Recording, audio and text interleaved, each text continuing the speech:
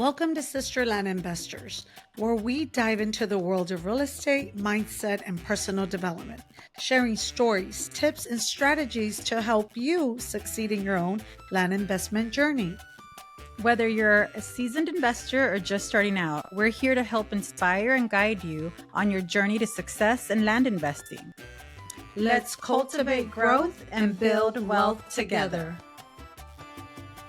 Welcome back to Sisterland Investor. I'm Liz. And Cindy, we're so excited to be back with you guys in 2025. Happy New Year! Happy New Year! She's been out in action. We've been here holding the fort down. Yes, thank you for so much for always stepping up. I think I had COVID, flu, and maybe strep throat. I don't know. It was a whole lot going on, but I'm better and I'm back.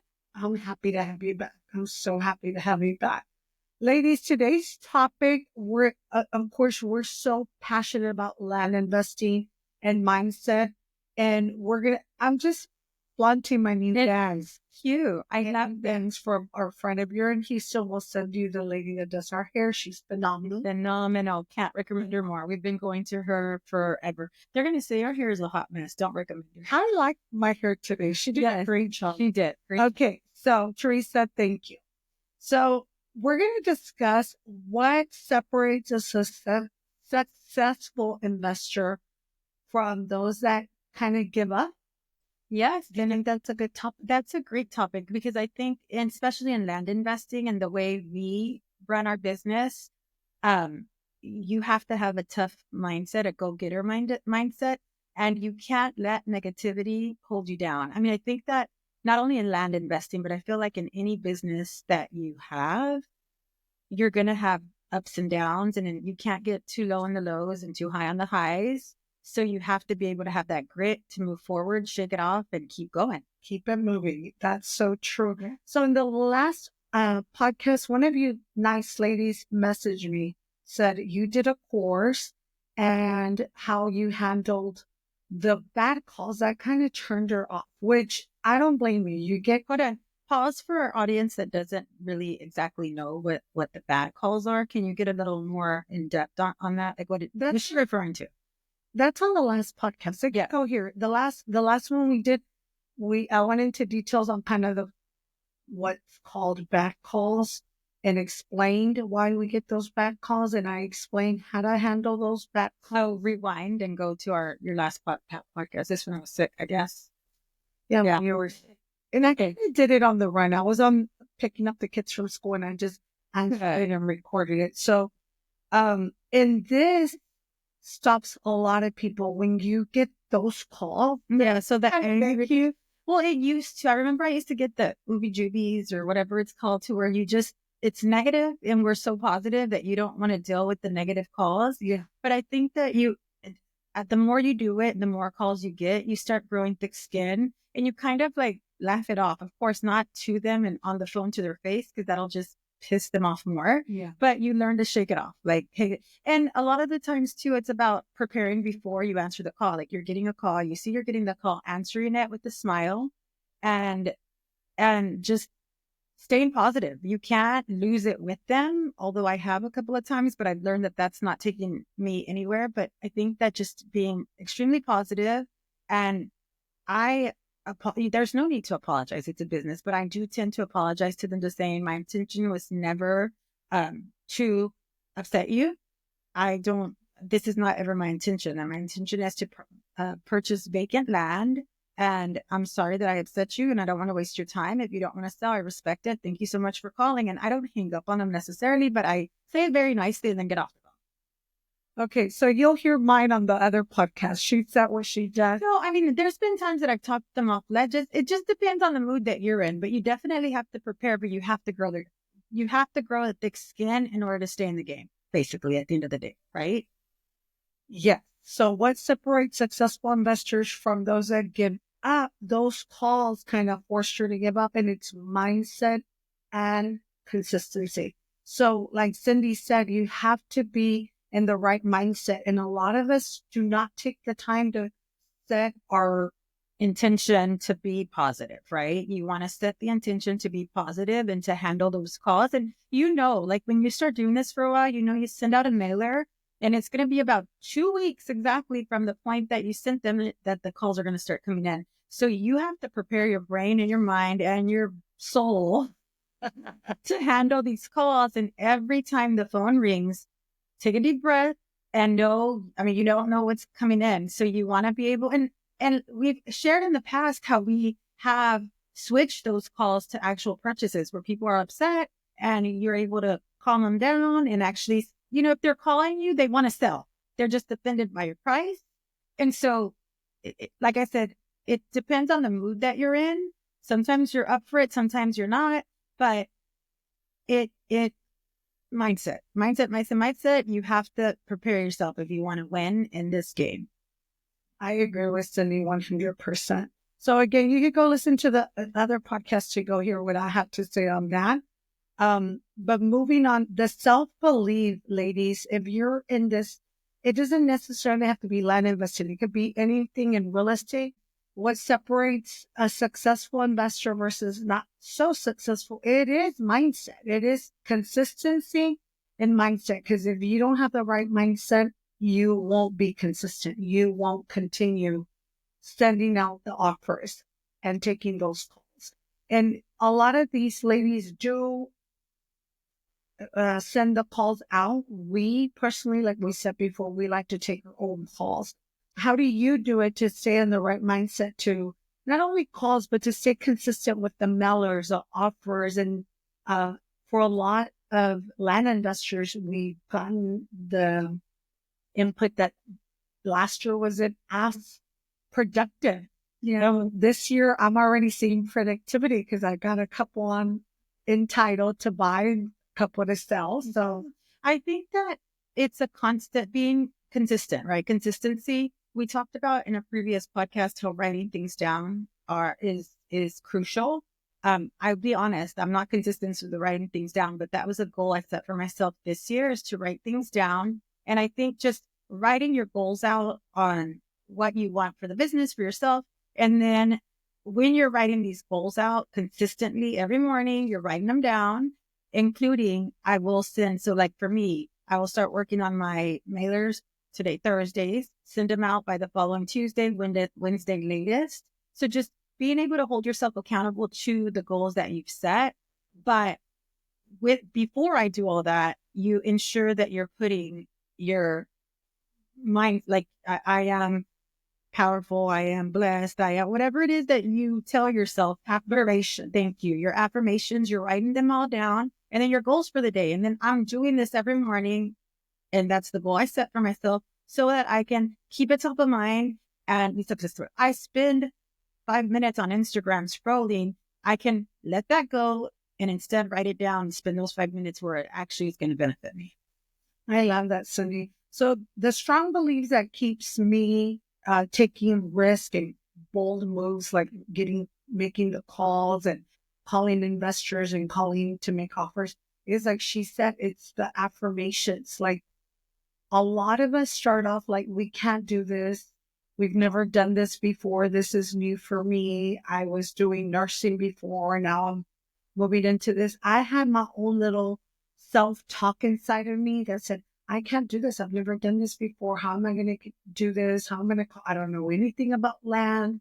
Yet we purchased homes and rented homes. So you have your own little dialogue, Limiting belief. the limited beliefs that hold yourself back. No one else is holding you back. It's you doing it to yourself.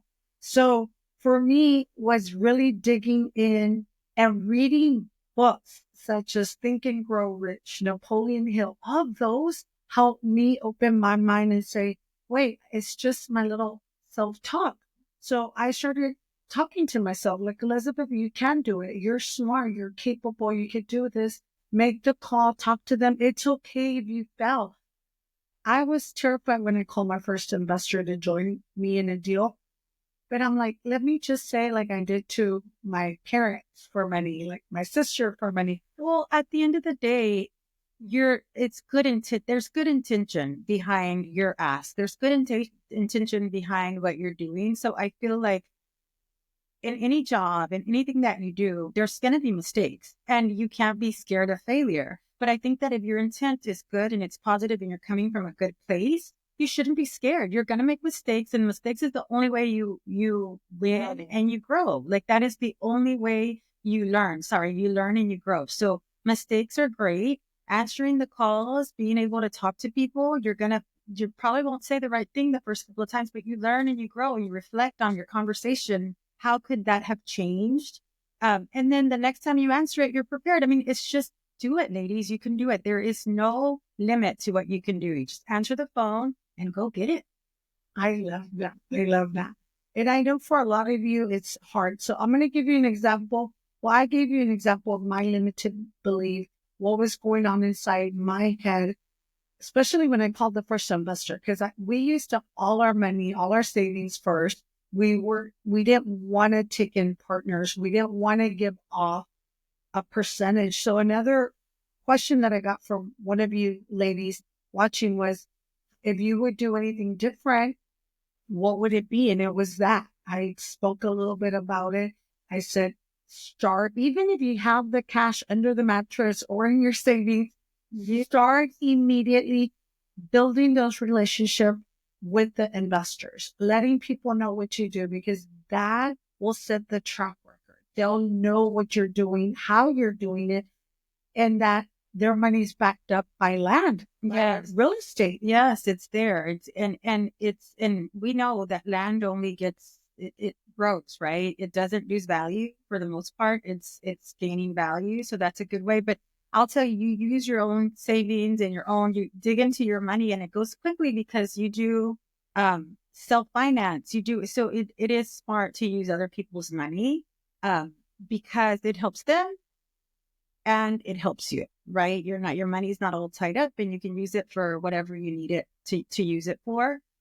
So that is something I would change too, for sure. Like if I could go back and do it all over again, I would look into using other people's monies first. But you live and you learn and you grow. I mean, I think it's good to learn with your own money at the beginning. It is good to learn with your own money. But if you don't have it, partnering up with people that have done it before is great, because they'll know if it's a good deal. So even if you use your own money and you have extra money, just say stash, just let someone else review it, because you don't want to use up your own money when it's landlord, which I've done. Or the only way you can sell it is self-finance. Then it's tied up there too. So I've done that as well. So you live and you grow. Exactly. So that's the main thing. Yeah. Making those bold moves, like start making the calls. And if you can't do the calls, we're here to help you. We've done it so many times for like 6 or 7, 8 years now. Thick skin. That's all I can say. We're here to help you. If you don't want to make the calls, call us. We'll help you make the calls. We'll help you review all that. Yes. The next little one was handling rejection and setbacks. The handling rejection, I think I spoke about it on the last podcast. I don't know. You spoke about it or whatever. Stories in the past. I actually have one that we're going to review on our next podcast that's coming, because I think that it speaks to thick skin, and it speaks to the self-positive affirmation talk and just treating people with love and respect.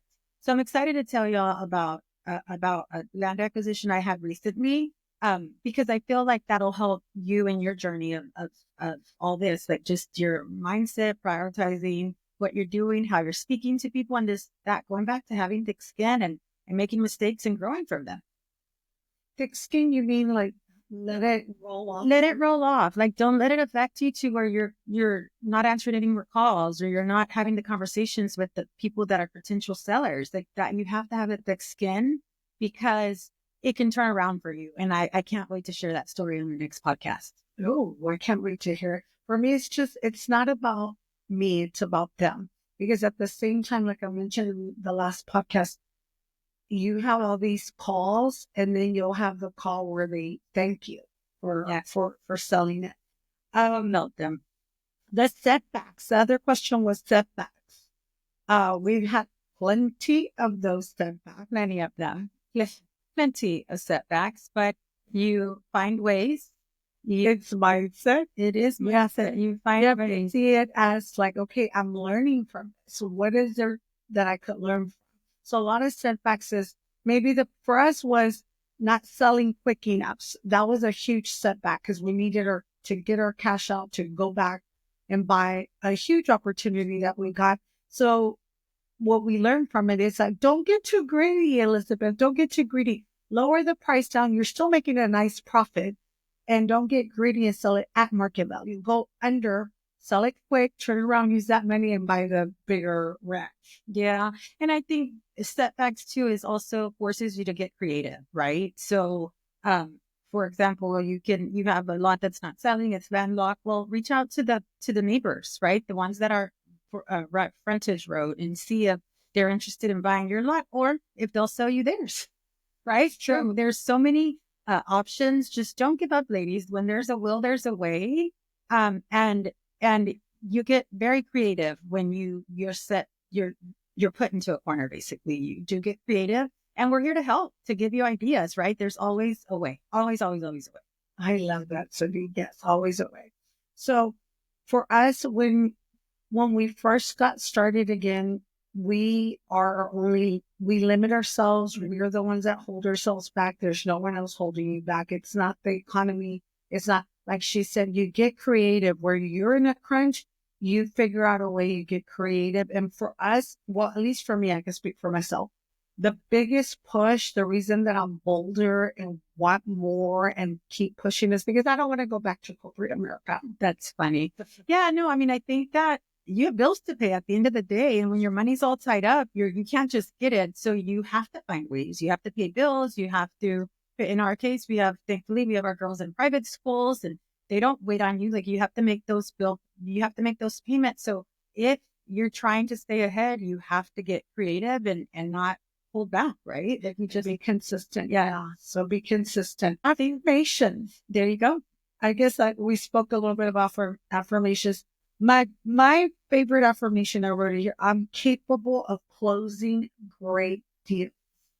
I think too, I mean, that's a great one too. But for me, affirmation starts the second. Well, first, and I'm a big believer in Jesus Christ. And for me, even when I'm looking to where I'm going to send lots, like I say a prayer, to me, that's an affirmation. I am going to send it to a county that is going to be very responsive. So it starts there, right? Yeah. Beginning, right? And then once you send the mailer, before I hit send to get the letters printed, I say my potential sellers that this is going to be a good mailer. They are going to receive it. They are going to want to sell to me. I'm going to make an abundance of money through these letters. Then I hit send. Then when I start getting the calls, or I know that 2-week mark's coming, start preparing yourself with those affirmations. Like I'm capable of speaking to the sellers to where they want to sell to me. They like me, they trust me, and I will get an abundance. So I think it's consistent throughout the sales cycle, or the purchase cycle, that you have to continue to say these affirmations, not just once, but put that energy out there that they are going to want to sell to you. And for me, it starts when you're identifying the place that you're going to send the mailer to. I love that. Yeah, it's so true. Because I always send mailers where I like to travel. Yeah, well, I mean, that's always good too. But you want to put it out there, put it out into the universe that they are going to want to sell to you. You're going to buy phenomenal pieces of land, and that it's going to be profitable for you. Your efforts, your time, researching these to where you're going to send is going to pay off. Every single minute that you put into it will come back to you. I love it. I love it. That's a great affirmation. Yeah. Everything always works out for us, for our best interest, and for everyone else. They're going to get a good return. The people are going to be happy when they sell it. The people are going to be happy when they purchase it. Win-win. It's always a win-win. Yeah. Yes, ladies, we've been chit-chatting for a while. Make sure you continue following us and DM us. We're huge on Instagram and YouTube. Send us messages if you want us to speak about a certain topic. Yes, thank you so much. We wish you guys so much success for 2025. It's going to be a phenomenal year, and we're here to help and guide you any way we can. Thank you for listening to us and our crazy selves that we can be. Journey. Yeah, our crazy journey. But we're so happy to be able to share our successes, our failures, and be on this journey with you. Love you, ladies. Love you. Have a prosperous 2025. Bye.